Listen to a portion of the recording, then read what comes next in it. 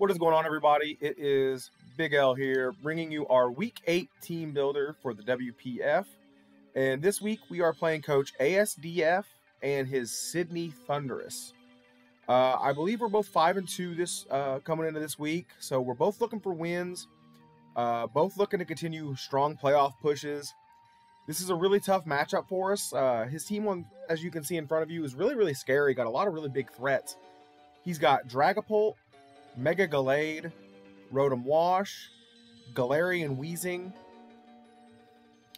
Mandibuzz, Talonflame, Tangela, Piloswine, Gothorita, Melmetal, and Snorlax. First thing is, this is the first time I've ever had to prep against a Melmetal in draft. So that's always really scary. That thing is an absolute powerhouse. The one drawback to it is its special defense and its speed are both pretty low. Rotom Wash is a problem. I could see that thing being Scarf. I could see it being bulky with Will-O-Wisp. Mega Gallade is another thing that's a problem. So is Dragopol. Mandibuzz is going to be really hard for us to break. Curslax could be tough for us to beat if he gets it in the right situation. He brought a really annoying Gothorita set last week. I don't think it works too well against our team because, you know, we have a lot of Volt Turn on our team. Piloswine can be really tough to break if he brings it defensively, but it's also pretty strong offensively if you don't take it seriously. Talonflame could be tough. He could bring a bulkier set with Flame Body. You know, we really don't want a mon like our Lopunny, which can outspeed it. Getting burnt by Flame Body. Also with Gale Wings, if you're not careful, it can get off a really strong priority Brave Bird. Tangela, again, can be a really annoying Pokemon to break. Just like Tangrowth, it gets that Regenerator ability, which means every time it swaps out, it gets some HP back. Dragopol can be either physical or special. It's got a higher physical attack stat, but it's got a very limited move. It's got a much more limited move pool on the physical side.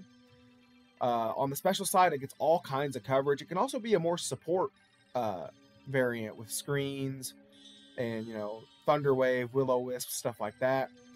Galarian Weezing, just like its Cantonian regular counterpart, very physically bulky. That Fairy type gives it a few more resistances, but also gives it a couple more weaknesses. It can also be a Levitate. So if you look at his Pokemon, if you look at his team, he's got a lot of mons that are off the ground, a lot of mons that are immune to things like spikes, T-spikes. So we didn't really do many calcs with Garbodor this week. And we're going to go look at the team that we brought. And the first thing that I looked at whenever I looked at his team was, wow, I think Scarf Togekiss can put in a lot of work against his team. So we're bringing max special attack, 244 speed, timid, Togekiss. That is enough speed to outspeed Dragopol, which is obviously a problem, being able to outspeed Dragopol. And we're running Air Slash, Flamethrower, Dazzling Gleam, and Trick. Trick is so if the Dragopol either doesn't come, or if everything we need to outspeed is gone, like if it and the Mega Gallade are both gone or they don't come, I can maybe trick this Choice Scarf onto the Snorlax so it can't run Curse, it can't rest, or I can maybe trick it onto the Melmetal, a bond that doesn't really benefit that much from a Choice Scarf because it's so slow. Maybe I can trick it onto the Piloswine to take away its Eviolite, or any of his Eviolite users really. Air Slash is just good neutral stab to have. It hits the Tangela super effectively. It hits the Gallade super effectively. It hits the Gothita. It hits a lot of mons on his team neutral. Flamethrower is there for Melmetal. That is a 2-hit KO on Melmetal.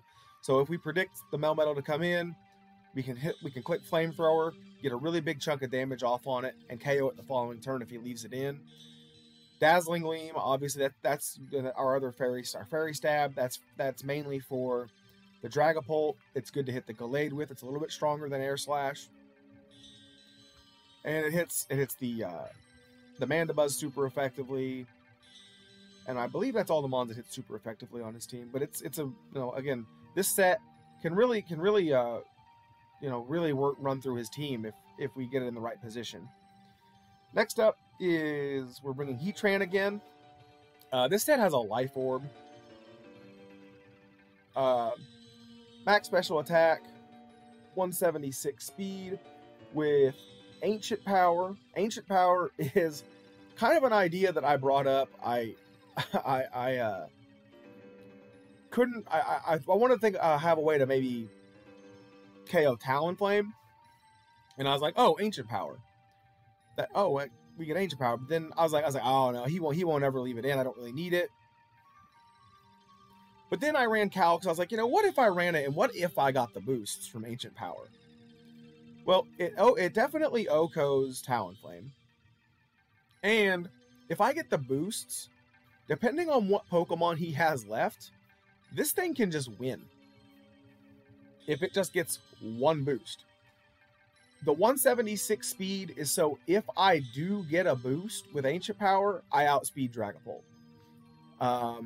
We have Fire Blast. I needed a little bit extra punch this week. Flamethrower wasn't getting KOs. It wasn't doing quite enough damage. So I brought Fire Blast this week because I really wanted a little bit extra power behind this set. In case he does bring Assault Vest Melmetal, which is something I could see him bringing. And then we have Flash Cannon just for Steel type stab. Can hit a lot of things neutrally. It can hit the Dragapult neutrally if he feels like a fire move is coming and he wants to resist it. And then Stealth Rocks, just because like I said, he has a lot of mons that are off the ground, like the Rotom, the Wheezing potentially with Levitate, 2 flying types. So I didn't really feel like Earth Power was worth it. So I just brought Stealth Rocks. If I can get an opportunity to get Stealth Rocks up, that would be really nice, because if he doesn't bring heavy duty boots on the Talonflame, it's taking 50%. If he doesn't have heavy duty boots on Mandibuzz, that'll really help wear it down. And there's a lot of mons on his team, like the Piloswine that doesn't switch it on rocks well. There's a lot of mons on his team that I would love to get some chip on, if it's possible. The next Pokemon is Gina, the Mega Lopunny. She's coming again. Max attack, 176 speed, Jolly. That speed outspeeds Modest Dragapult. I was hoping I could maybe run enough speed to outspeed maybe a Choice Scarf Rotom, but we can't do that. And I need to be Jolly to outspeed Modest Dragapult, obviously, because it naturally outspeeds. So we're running just a basic set here. It's Fake Out, U-Turn, Close Combat, and Thunder Punch this week. Thunder Punch is for Talonflame and Mandibuzz, mainly the Talonflame because it's, Ice Punch is neutral because of its flying typing. Fake Out plus Close Combat will KO Dragapult if he does run Modest for some reason. So that's really nice. U-Turn obviously just makes us a pass pivot. Close Combat, I will always run it over High Jump Kick. I hate High Jump Kick. And that's just, it's a basic set for Lopunny this week. And then, again, we're bringing Vaporeon again. Max HP, Max Defense, Impish, Wish, Protect, Flip Turn, Heal Bell. Heal Bell is in case, like I said, he does bring the Flame Body on Talonflame, and he does get a burn, unfortunately get a burn on Lopunny.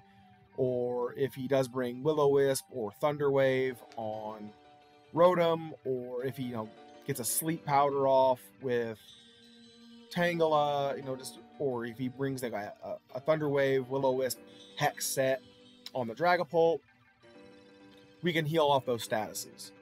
I felt like that could be really, really important this week. And then the rest of the set is obvious, Wish, Protect, Flip Turn, basic stuff.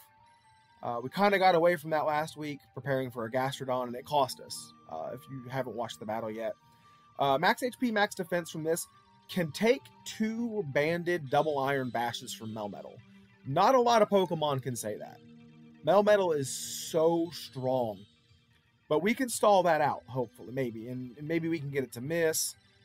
And that's mainly what this thing's job is going to be. I'm not going to want to switch Vaporeon in unless it's on Melmetal. But we're going to try to beat Melmetal with offense if we get the opportunity. Because that's really the only way you can successfully deal with Melmetal. Next up is Serena. Serena is back. Serena is wearing her Assault Vest again. Max HP, Max Defense. Impish with U-turn, Rapid Spin, Trop Kick, and Play Rough. Unfortunately, this can't take two Double Iron Bashes, even after a Trop Kick and dropping its attack to -1 on Melmetal. But it can kind of successfully deal with Delayed, potentially. Depending on the set he brings. I do think he'll bring Poison Jab because it does hit, like I said, it hits this. It hits Togekiss super effectively. But we can live one. Rapid Spin is there because I wanted some hazard removal. I don't want him stacking hazards because, like I said, Togekiss doesn't have heavy-duty boots. And I want Togekiss to be able to come in and revenge a lot, potentially sweep at the end of the game if the right Mons are gone. Trop Kick, again, if I get the opportunity to lower the attack on a Mon like Gallade, a Mon like Melmetal, that would be huge, being able to get those drops. And then Play Rough is just a way for me to get a lot of good damage off on something like Dragopol or the Mega Gallade. Or if he decides to switch in the Talonflame, we get that Play Rough, we can potentially get a Trop Kick off on it. And even though it's quad resisted, we can still lower its attack by 1 stage, which is always nice. Next up is Necrozma. We have made a few moves. I will go over them after the team builder at the end here. Necrozma, we are bringing Weakness Policy this week. 104 speed, 252 special attack, 152 HP, modest. That 104 speed guarantees us to outspeed Dragopol after a Rock Polish. We are running Rock Polish, Stored Power, Heat Wave, and Moonlight. If we get a Weakness Policy boost propped and we get a Rock Polish up, nothing on his team lives 2 hits from this thing. Nothing on his team does it.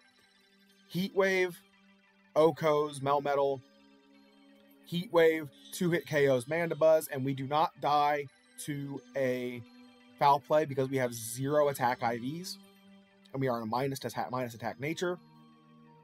Stored Power tears through everything else on his team. And then Moonlight, just in case something does live, there's a sash, we need to heal up, or we have to switch it in, that we take that Weakness Policy, that does a little bit more damage than we want it to.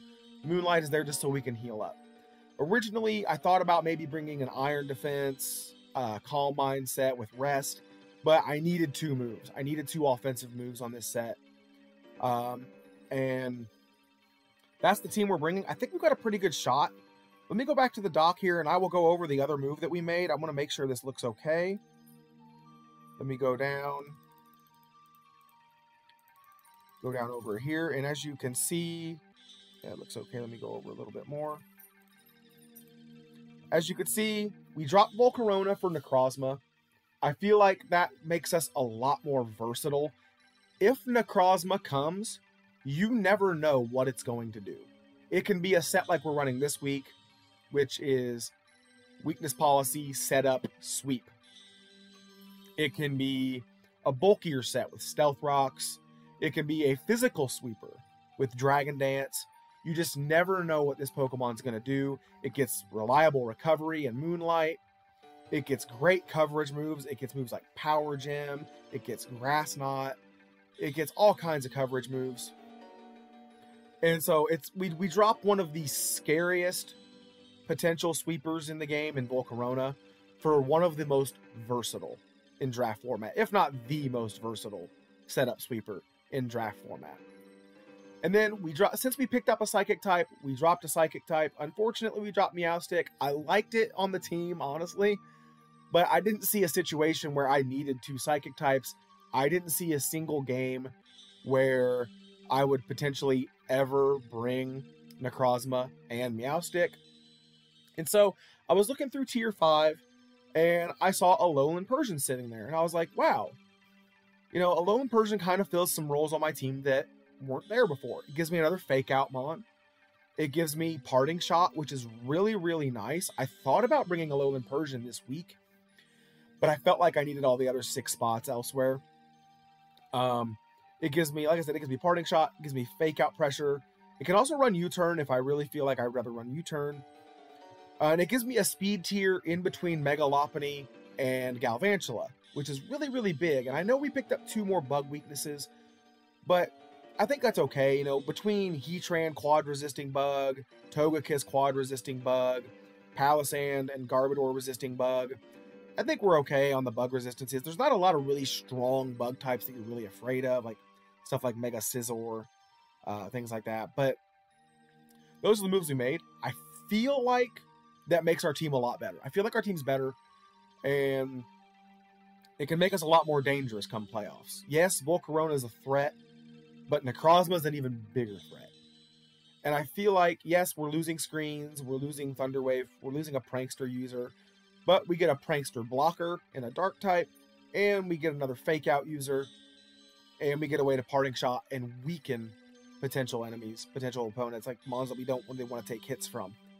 So, thanks for watching. If you... Oh, again, shout-outs to TRT77 and T4U for helping me build this week, giving me some advice, giving me a little help. I'm going to have a link to everything down below. If the Discord, if you want to hop in there, if you're not from there, want to hop in, check it out. It's a really chill server. If you want to ask some questions about mons, or maybe just hang out. And then all the other creators in the WPF will be linked down below as well. So if you're not already following them, go ahead and give them a subscribe. Watch all their content. There's some really, really good content creators in WPF. But until then, I will catch you guys later. Have a good one.